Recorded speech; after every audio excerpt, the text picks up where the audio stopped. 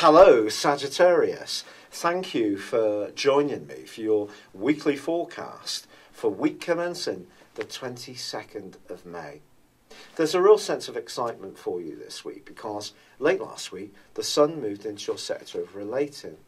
Mars, the planet of drive and desire, was already there. And Mars is going to be forging a broadly very positive link to Venus, which continues in a sparkling and very alluring part of your horoscope. But also on Wednesday there is a new moon in your 7th solar house. So if you're wanting to make some changes to your attitudes to relationships, or you're wanting to bring new energy into this area of life, you can really increase your vibration quite significantly over the next month. Now, as far as existing relationships are concerned, this is an opportunity to collaborate more, to be a little bit more giving and taking, and find greater areas of cooperation. But there are some catches, or potential catches this week too, because Venus may forge that brilliant angle to Mars, but ironically, it's actually forging a really difficult one to Pluto. When I say difficult, I mean that you could encounter someone this week who's so sultry and gives out such a sensuous, alluring vibe, you may find yourself being drawn to them almost magnetically. And why not? That's a lovely, magical feeling to enjoy. And perhaps it doesn't happen that frequently. But it's also important to understand what you really want. Remember, you're the freedom lover of the Zodiac. If that's compromised too much for you, that can actually make you feel unhappy.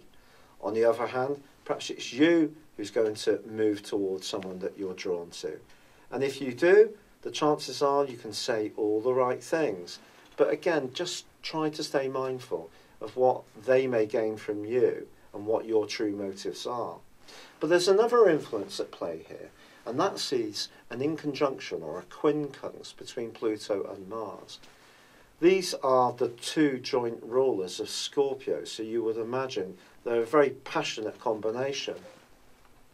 I think when it comes to your values and how you would link into others, you certainly can't force those onto other people. The trick at the moment, Sagittarius, is going to be in listening. And for sure, if you disagree with someone, that's fine, because we all have a right to our own point of view. And if you want to say how you feel about something, then you can do that as well. But it's also going to be important to know the boundaries, that no one else has to conform to your expectations.